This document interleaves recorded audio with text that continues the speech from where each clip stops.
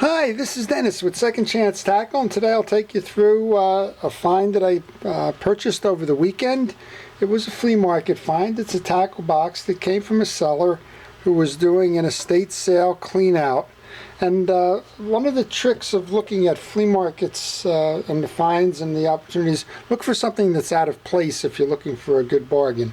This one was out of place. It was with a bunch of furniture and some artwork. And this was just sitting on the side, kind of lonely, if you will. And that kind of tells you sometimes that the seller may or may not know what they have. And in this case, I went when the market was closing as opposed to when the market was opening. So that means this was sitting there at least for the course of the day, and may have been sitting there on multiple occasions. And so I have a vendor who may or may not know what they have, and a product that hasn't moved, and they're probably getting tired of loading it in and out of the car. So I purchased this for $10. It's a Plano box, which is a brand name box. And let's look inside and see what made me think that, you know, this was a good opportunity to make this purchase. The box by itself is worth a couple of dollars.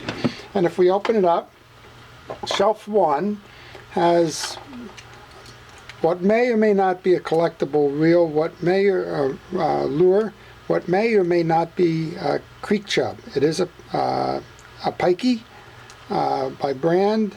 It's an older version. It's got the metal lipping. It's got the metal joint. It's what we call the broken back. It's a plug that will rattle and move with the currents, and it's got the old style steel hooks on them, 3 treble hooks. It also has the setup where the cable is coming through the body, as opposed to some of the more modern ones that is molded. So this might be valuable to a collector. I'm certainly going to do my work on it, see if it's got any value. I have a bunch of these that I just hang on a chain in my shop, just as kind of folk art, if you will. But we'll take a look and we'll see what the value is there. But the whole box and the $10 I paid for the box may be worth it in that one lure. Next up, we have a pair of cutting pliers, always good. This one is probably seen its day. If you look, the cutter on this one is shot. It's probably was used for electrical and had a lot of hot wires there. This one's probably useless and that'll go in recycling. A couple of corks which have no value. Here's some light sticks for nighttime fishing. You put those light sticks on the end of your rods, you snap it, and you can watch the movement of that while you're in the surf. Maybe $1. We have some split shots here from Eagle Claw, marked at 99 cents. I'll take it at face value. Here's something I can always use. It's the diamond jig. It's the A27. Needs a hook. I have plenty of hooks for those. These retail for $3 or $4.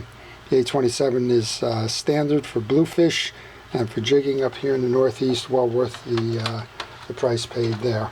So out of the box, just opening up the box, I saw quickly with the pikey and the A27, I probably had the value with the box. Let's look at trade number 2 then. As we open this up, one of the things that you notice is there's a second one. This is not the diamond jig, but this is a DB3. It's a hammer jig, very much similar. Bad hook, but again, I got plenty of hooks to go replace that. So we'll have two nice jigs to go do the blue fishing with. Here's a third.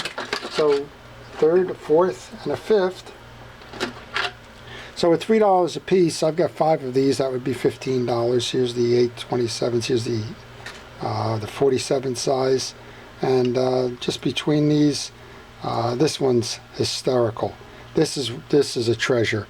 This is worth every dollar I paid if this was the only thing I was buying in the thing.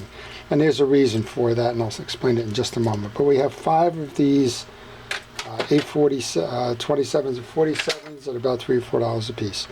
There's a name on this, and it's the Golden Eagle. It's out of Belmar, New Jersey.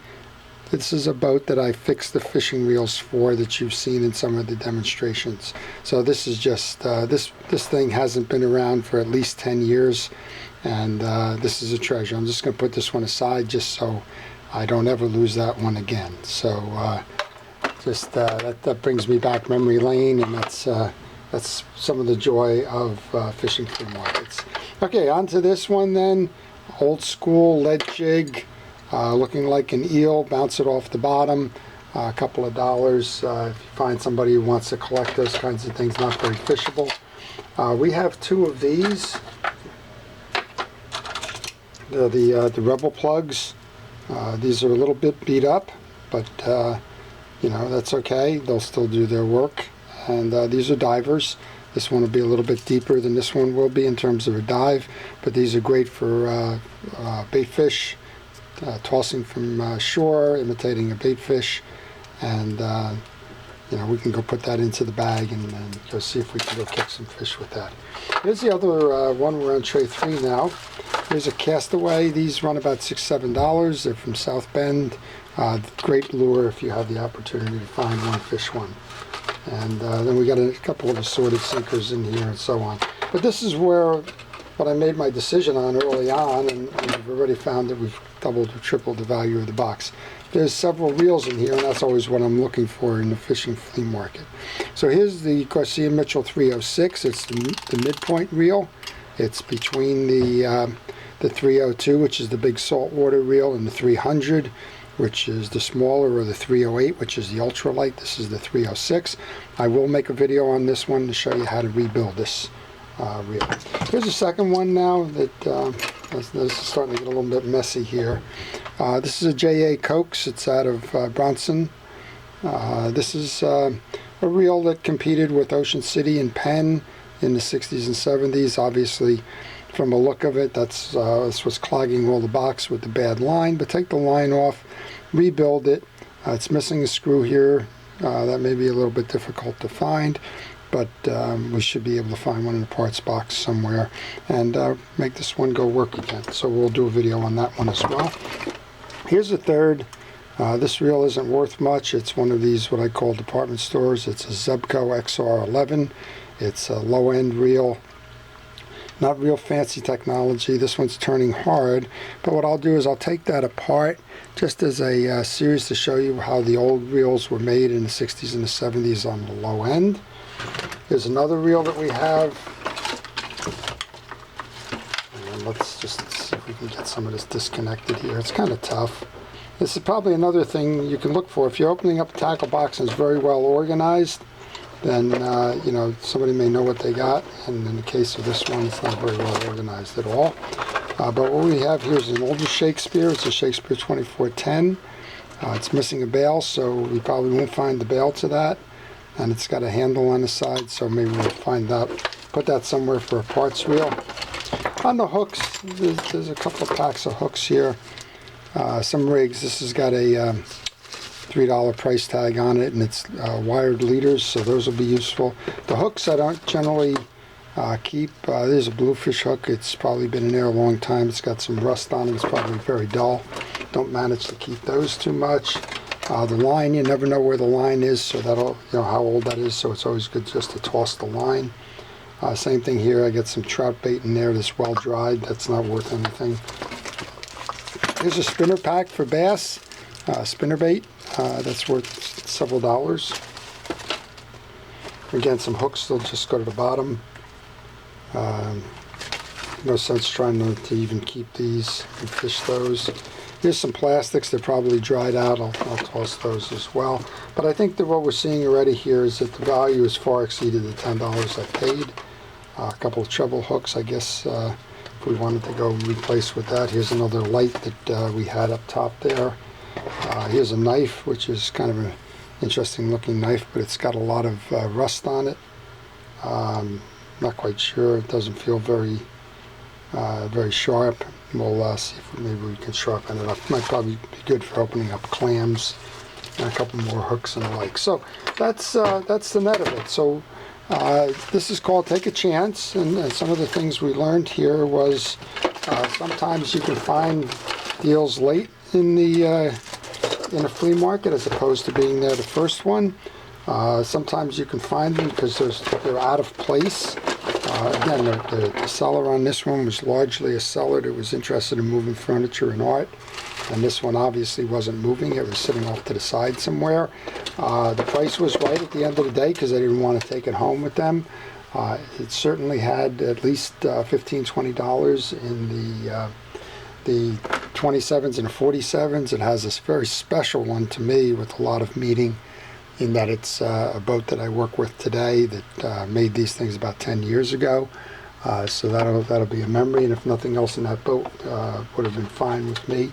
And a couple of lures that can actually go back into usage, like the casting ones and the plugs, and maybe even a collectible one in here as well. So this box probably belonged to, well, somebody like they would probably describe me, an old timer. Been around, had an assorted collection over the years, kept it all fairly well organized. Didn't fish a lot towards the end there, and some of this stuff got dried out, like the rubber pieces. Some of these things got rusted, like the hooks. Some of these things probably shouldn't have been in there to begin with. I have no clue what this. I guess you could take a hook out with it, but it's certainly not going to be a cutter with that serrated tip there. But at any rate, that's the notion of what to look for when you're going to try and value a box. Some clues as to how you might be able to get a better deal in terms of working with some folks at the flea markets, and what gives you some insight into some of the things I'm going to look to do with this stuff, other than throw some of this stuff away as part of the hobby. So that's kind of the idea of this video, just to give you a heads up. And we will do a couple of these. We'll do that 306, we'll do that JA Cokes, and we'll do that Zebco as part of the video series on how to take apart and maintain your reels. So I hope you've enjoyed this. I hope that if you're out there and about looking at tag sales, yard sales, flea markets and the like, that if you come across this, don't necessarily dismiss it, and take a look and try to put some values behind it, and always vote for usability. If it's worth a lot but you can't use it and you don't have an outlet for it, don't buy it. But if you can use it, or if you find something that has a special meaning to you or something, then go ahead and get it, and you know, enjoy what you're purchasing. So this is Dennis with Second Chance Tackle. I hope you've enjoyed the video.